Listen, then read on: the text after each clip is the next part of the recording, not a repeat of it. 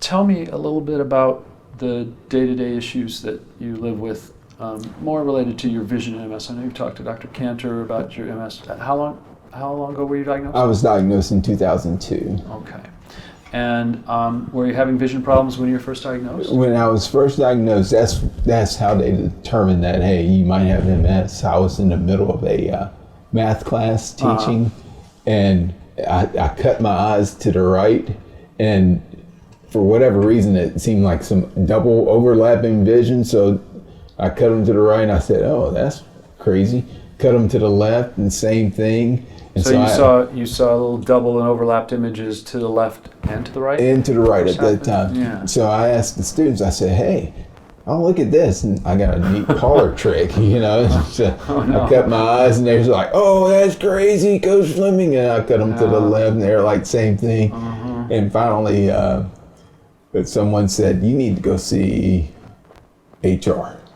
And so I went to I went to see an HR person, and she was like, OJ, you need to go see an ophthalmologist right now, today, at this moment.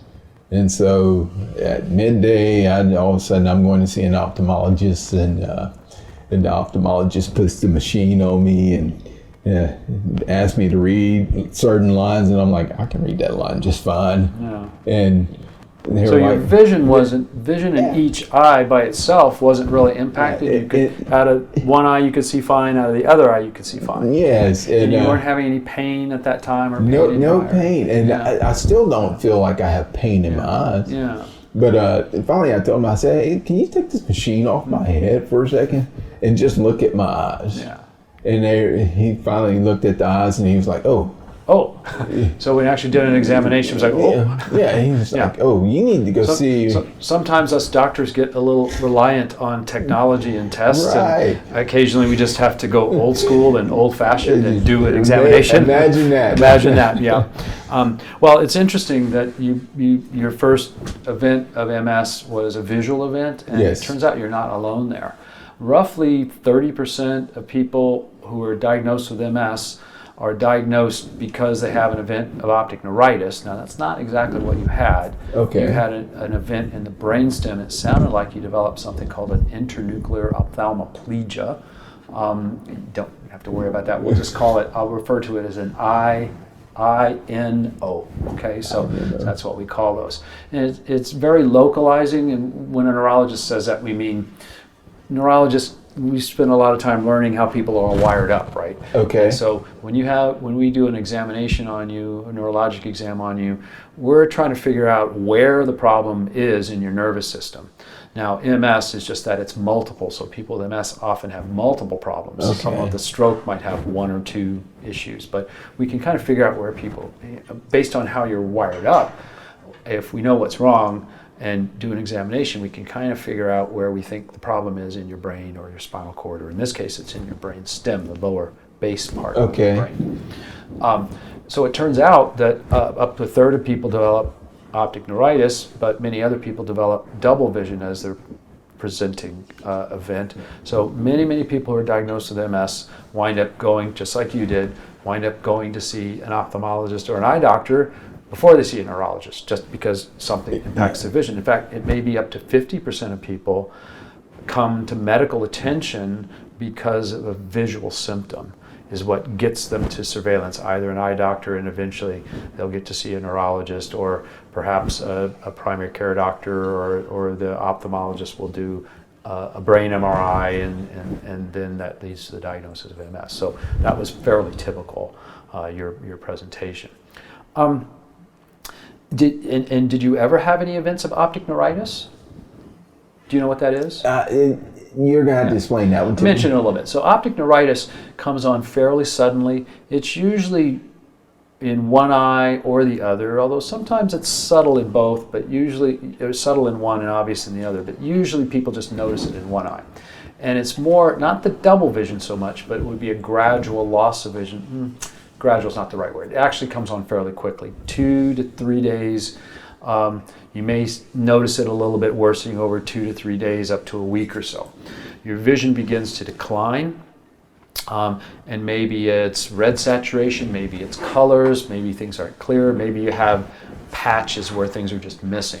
So your vision will worsen for a few days, up to a week, maybe 2 weeks, and then it kind of levels off. And even if we didn't do anything about it, your vision would gradually begin to recover on its own. Now, we can give steroids and things like that to speed up the recovery. But optic neuritis also usually has pain around the time, sometimes even before you start to notice your vision dimming. It hurts. And the hallmark is it hurts when you move your eye from side to side or move your eye up and down. Sometimes it's just sort of a dull ache behind the eye. And those are the most common kind of symptoms. So you never had anything that's like that per se. Yeah. Okay. After that initial event of the double vision that brought you to the attention of a neurologist, you ultimately got diagnosed with MS. What did your vision do? Did that ever go away or yes, improve?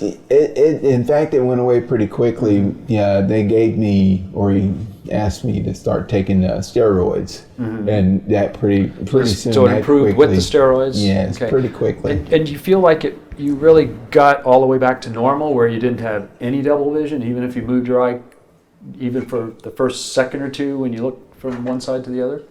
Initially, yes. But so initially after the steroids, it felt like it came all the way back. You recovered completely. Okay. But like today, I don't feel like that's the case. I still have the double vision and stuff going on. So did you have other episodes, attacks, or did your vision more gradually change after that? It's more of a gradual thing. Okay. And how long would you say it's been since you've been noticing your vision gradually changing, the double vision part? I really... That been more the past few years, or was that very early on? Let's see, when I was first diagnosed, it was, I noticed it, and then it went away, and then it gradually came back. And that part was more gradual. That wasn't attacks and recoveries of... Yeah, it's just... And now it's sometimes hard to tell, because once you've had something like this happen, if you become tired, fatigued, stressed, overheated, even if you just exercise or take a hot bath or hot shower, the symptoms can come back temporarily. Yeah, and that is when I notice it more. And you notice it now. Like, beginning of the day, pretty good. Towards the end of the day, when I'm starting to get fatigue, that's when I notice it more. The eyes. So that's what your day-to-day is like now? Yes. Okay. So in the morning, you're pretty good as far as double vision? Right. Do you have double vision when you're just looking straight ahead? Not when I look straight ahead. Okay. What about later in the day? Later in the day, yes. Yeah, and that's fairly common too. I think often we see people with MS are fairly well compensated early in the day. If you have a fixed misalignment of your eyes, during the day it will probably get worse and worse with fatigue. That's pretty common. When you see double, do you see double? You said not so much straight ahead, but more looking from one side to the other. Right. How about when you look up or down? When you asked me that question, I just tried to check it, and I was like, oh yeah, I do see double when I'll ask you those questions too while we're doing an examination in a minute. But you do notice that from time to time spontaneously. Yeah. What other vision problems are you having?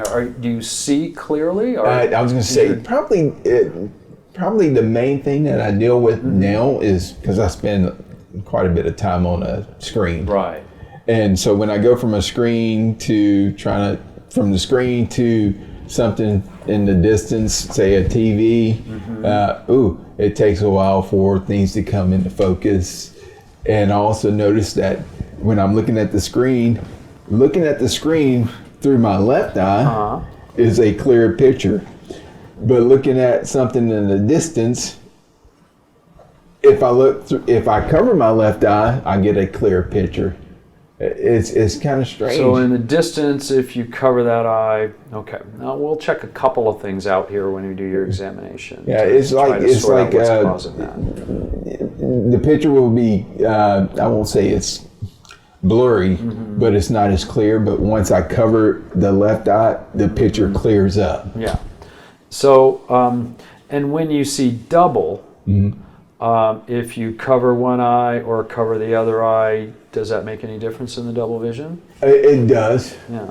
Like sometimes I wear a patch in the day, and it helps when I'm trying to. So that turns out to be pretty important because double vision can happen for lots of reasons. Okay. Some people get double vision. You could have double vision in one eye all by itself. So like if you cover this eye and you see double out of one eye, it's generally not neurological double vision. It could be something like a dry eye or irregularities in the surface of the cornea. Rarely cataracts will cause not so much doubling but blurring of the vision, but often it's a surface issue with the eye, not some problem with the alignment of the eye. Neurological double vision occurs because the eyes are misaligned. One eye is looking over here and sees that image, and the other eye is looking over here and sees two images. So with neurological double vision, if your eyes are misaligned and you close one eye, cover one eye, you'll just see this image here, single. If you close this eye, you'll just see that image there, single vision. But if you open both, you see both, and your brain kind of doesn't quite know what to do with that. And that's what I'm. Yeah.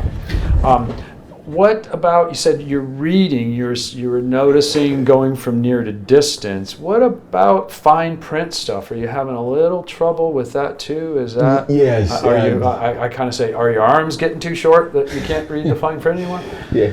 So, what I've done is, you've noticed that as well. I have to wear reading glasses to bring things, to magnify things. When you're wearing the reading glasses up close and then you look off in the distance, it takes a few minutes for that focus? Yes. Or seconds? Okay. Yes. So that's interesting because that could be MS, but I'm always reminding both neurologists and doctors and patients as well, people with MS are just people. You get the same things that everybody else gets, but often your eye doctors or your medical doctors are very quick to blame things on MS. And I was about to do that too, but there are other issues that can occur due to aging, and something we call presbyopia. Yes. Which is, it's that thing where, I've got progressive lenses in here, and I resisted as long as I could, but eventually I had to do that. Now you see me doing like this so I can dial in and focus up close. Right. So presbyopia is something that happens to everyone. I kind of suspect that might be what you're noticing. When presbyopia is just starting, one of the first or early symptoms of it is you're looking up close or reading something intensively for a while, and then you look off in the distance and it just takes a minute to be able to focus. Right. That has to do with changes in shape of the lens. When your eye goes from something up close to the distance, the lens in your eye, I don't have an eye model here, but the lens just behind your cornea in your eye actually changes shape, and it has a focusing power to help you focus up near and look off in the distance.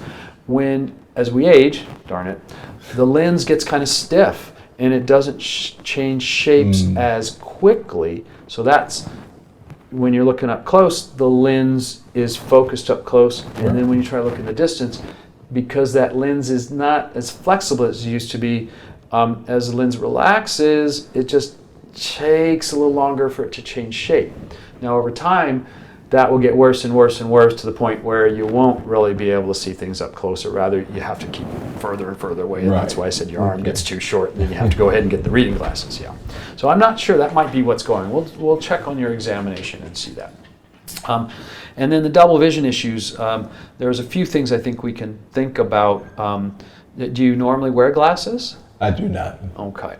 And you said you wear an eye patch sometimes? Yes. Okay.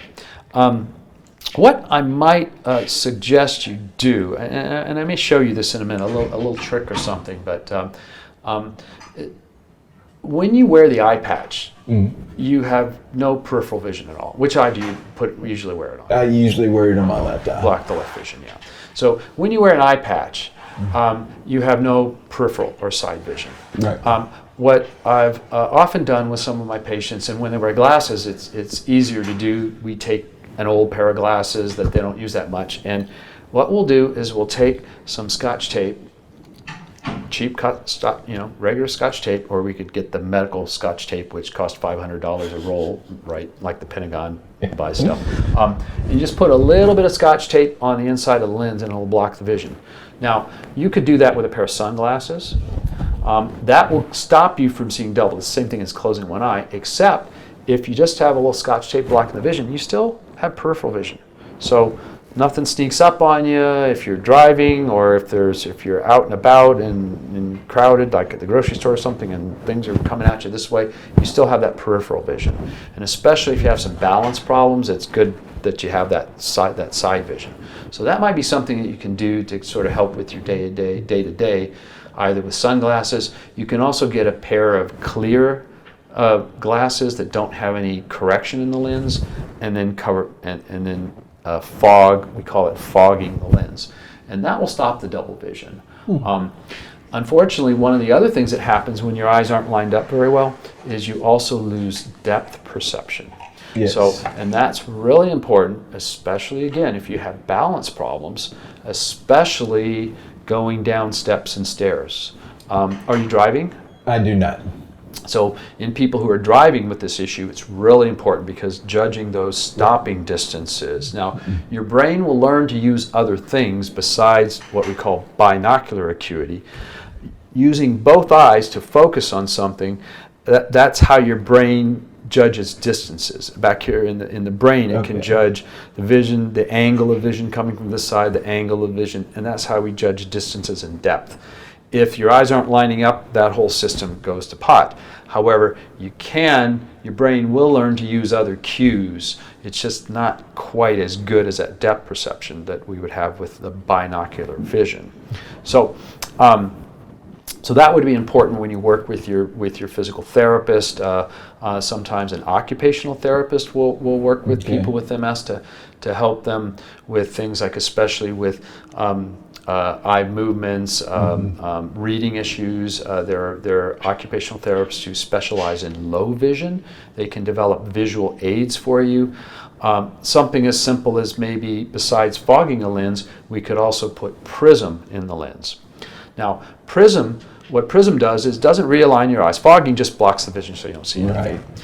If we can realign the eyes with prism so that they line up perfectly, then you'll get your depth perception back. But unfortunately, a prism, if we put it in the lens, we can build X amount of prism, and all the prism does is it bends the light to the alignment of your eye. The alignment of your eye is changing constantly through the course of the day. So if we put a fixed prism, sometimes you'll have depth perception, the alignment will be good. Other times it won't.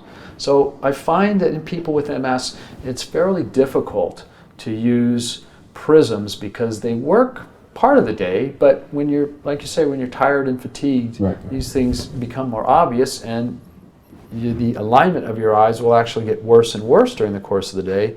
So we don't have a prism that will change as you change. So the prism works well for certain parts of the day. And I have some patients where the prisms work pretty well all of the day, but not quite, they don't have quite as many problems as you do with your eye movement. So prisms would be something to try.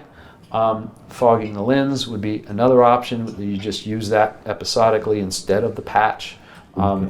Unfortunately, while we see some eye misalignment issues respond pretty well to surgery to realign the eyes, same thing as the prism, because your eyes are sort of moving all the time, or rather the deficit is different and changing. All the people with MS, it's up and down all day long, right? You know, you're fluctuating and changing constantly.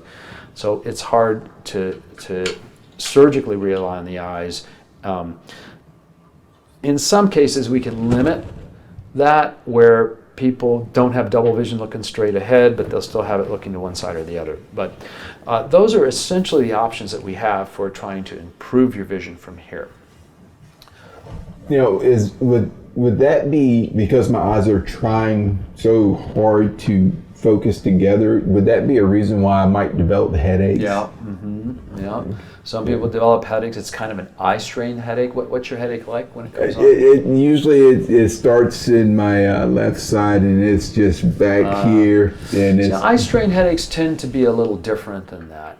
Sometimes there's a sensation of pressure or pulling sensation in and around the eyes, but more often it's a dull headache here or in the temples or maybe around the eye. But usually it's going to be. But you said yours is mostly on one side, right? Yeah, usually it's... So most eye strain headaches are going to be bifrontal both sides, or Oh. maybe just a dull ache behind the eye, but usually both eyes. Okay. So that may be more what you and Dr. Cantor were discussing. Okay. And he talked to you about headaches, I believe. We didn't get into the headache. Oh, that's one of his favorite things. But so he'll talk to you about headaches later. So, all right. So we're gonna. Any other questions you have about your vision or the visual aspects of your MS? No. No. Okay. So we're going to do a little neurologic exam on you. Okay. I'm going to focus that examination mostly on just your visual system, and once I've had a chance to kind of see how your eyes are moving, I may be able to kind of fine-tune some of the things we talked about, especially this near vision to distance vision thing. That could be a lot of different things, something as simple as dry eyes to maybe you just need a different type of correction lens. But if that's really the main issue you're having and it's due to presbyopia, you don't really have to get special glasses or progressives or anything like I do if you can, manage it. So, okay, so I'm just going to sort of step you through a little bit of an examination of your eyes, and I think the first thing we do is to just observe.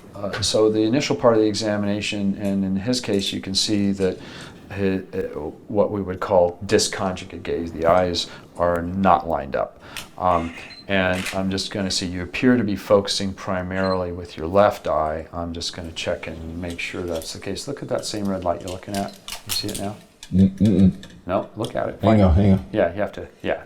So you're primarily fixating with your left eye. That's the one that you prefer. But that's also the one you say that you cover with the patch sometimes.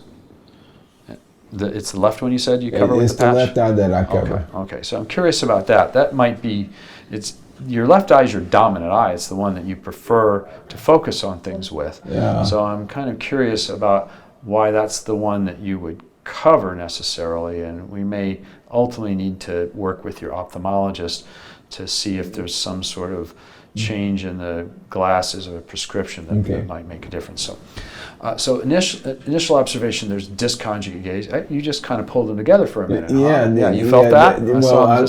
Everything was. I was starting to see many pictures, and I was like, "Oh, that's not good." So then you sort of forced it, and you could force them together. Now, actually, what's happening is that are you looking at the red light with your right eye now? Yeah. So you alternate fixation, and that's interesting because when you fixated on the red target with your right eye, your left eye didn't drift out like your right eye does. Your left eye actually drifted up a little bit. I'm going to try to see if we can get a reflex off your cornea here. This light's not quite bright enough, but you can perhaps see head on that the reflex is in close. Actually, it's not in the center of the cornea on either eye, but it's closer to center there and more nasal there, indicating that his right eye is out a little bit, and actually now he alternated fixation again, so it's the other way around. So the corneal reflex can be helpful to focus on and in people who have lighter color irises, you can use the location of the light reflex off of the cornea and its position to the pupil. So if it's right in the middle of the pupil, the eye is fairly lined up. If it's off to one side or the other, then that eye is drifted away from fixation. So the light reflex can be helpful. And often, I'm going to just do this briefly with the light reflex. Often what I will do is just have you look right at the light, and I literally will look at this. So, and then we'll just literally have you follow.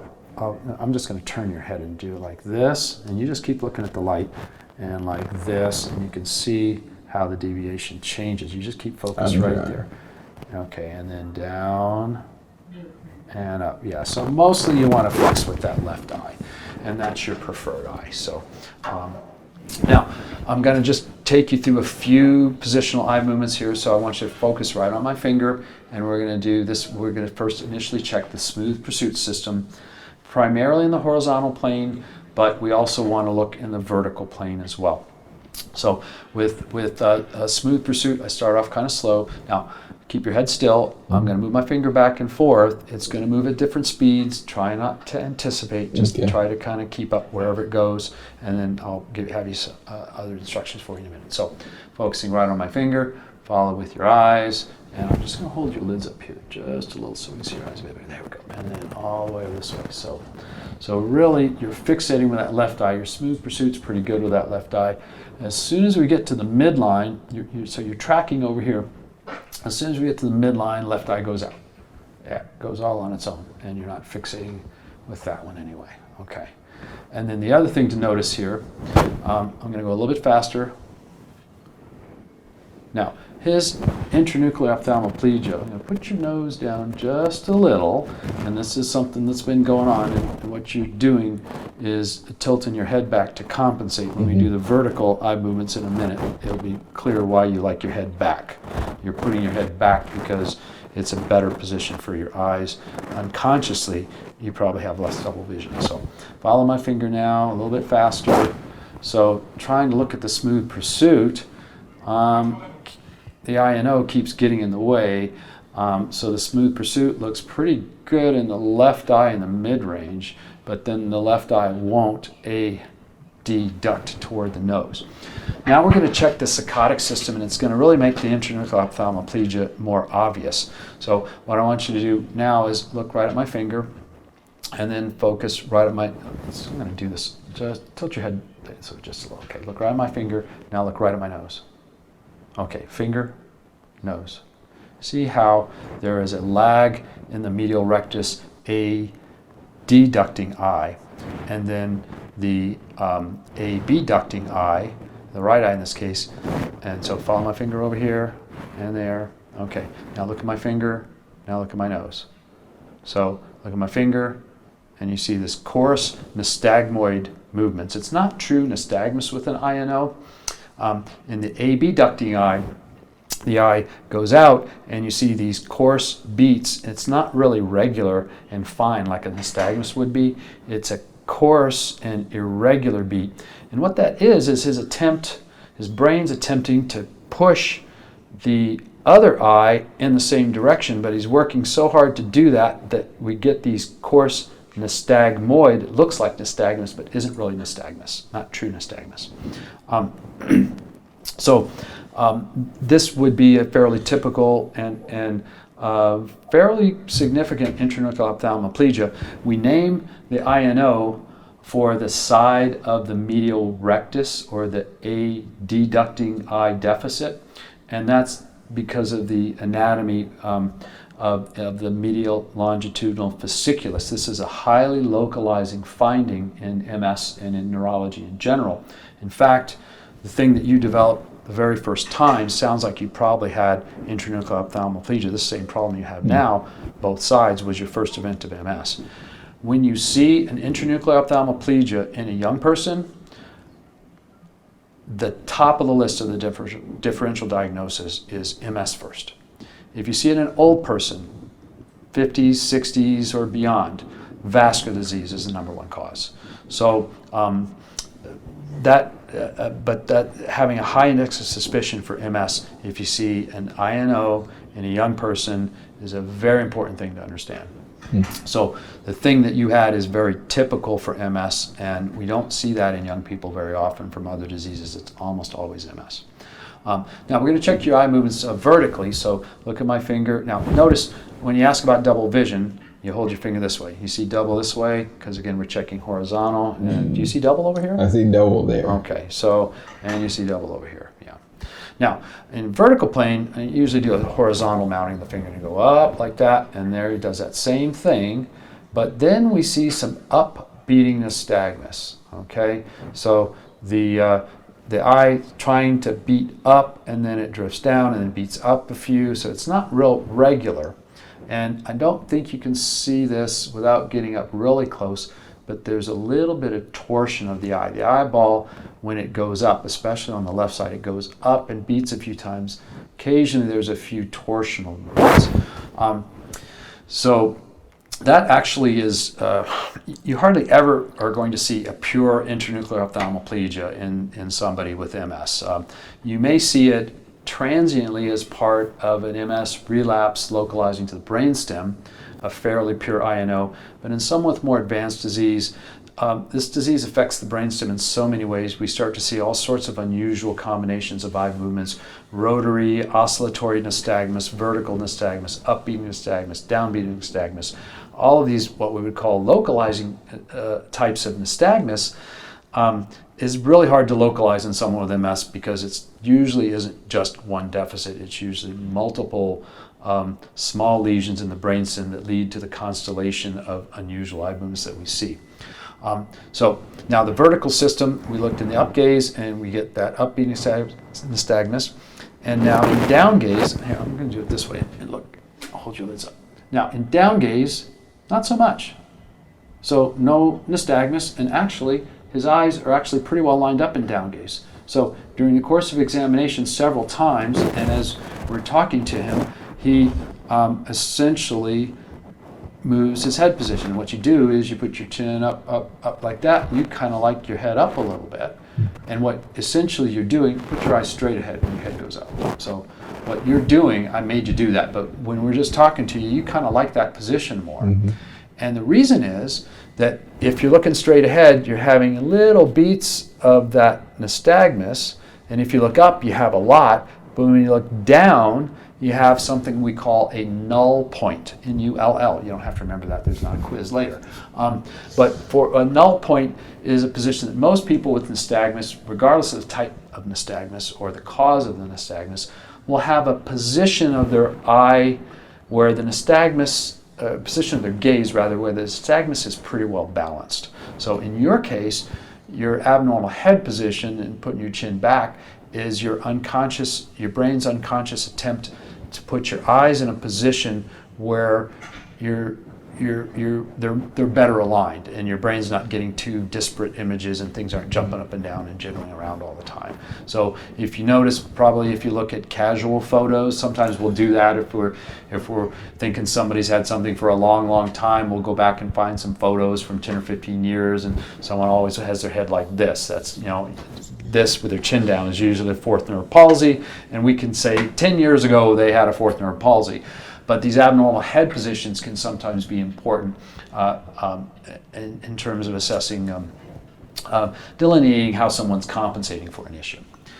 Okay, one more system to check that's important for people with MS, and that's the convergence system. This may have something to do with the up-close stuff. So look right at the tip of my finger, and I'm going to get closer and closer. I'm going to hold your lids up for this. 2, start over, and you're doing pretty good, holding the eye. There, it drifts off. So out here, you can hold that right eye on target until right about there. It starts to drift, and then a little bit more. I'll let you blink a couple times, sorry. There. And then now look. Yeah, so convergence is impaired a little. It's mostly just more related to the INO and that the right eye drifts into abduction. And then holding convergence, really, he can't do for very long at all. So convergence insufficiency is what we call this particular problem. When we're reading up close, for the image to stay in the same part of the retina in both eyes, our eyes bend in like that. And then the closer you get, the more the eyes have to bend to keep the image in the same part of the retina in both eyes. And unfortunately, MS, when it affects the brainstem, impacts this ability, and we call this ability convergence. That means when you're looking up close, things can be a little double or a little blurry. Or as soon as you look up close, maybe, and then the eye sort of drifts off a bit. So you may notice some things like that. Okay, very interesting findings you have. Interesting for us isn't necessarily good for you, but we talked about a few things that we might be able to do that you and your ophthalmologist or working with an optometrist and developing some prism glasses or something. There's a few other things I'm kind of curious about. One thing I want to do, I would do, my battery's dead, but in general, if there's subtle nystagmus, in his case, I suspect, given that he likes this abnormal head, and you're doing it now, and I didn't make you do it, so in his case, I think he likes this abnormal head position.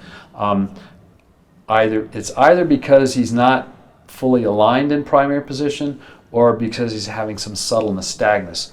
And I suspect you're having a little nystagmus in primary gaze. I can't really see it up close here, but anytime you think someone might have some subtle nystagmus or very subtle saccadic intrusions, the best way to pick that up is to use your ophthalmoscope, and you focus on some vessels in the back of the eye and just have someone focus in the distance on a distant target, and then you focus on one of the vessels in the eye and you watch. If they have subtle, and just hold them in that position of gaze for a minute.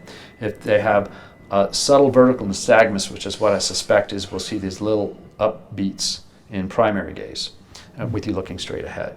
And I think that's probably why you like your chin up a little bit, that it probably, so two reasons: when your chin's back like this, your eyes line up a little bit, but I think you have a little nystagmus in primary gaze. So just as a clinical pearl, if you suspect someone has a little bit of nystagmus, use that ophthalmoscope. It really amplifies the movements and makes them much easier to see.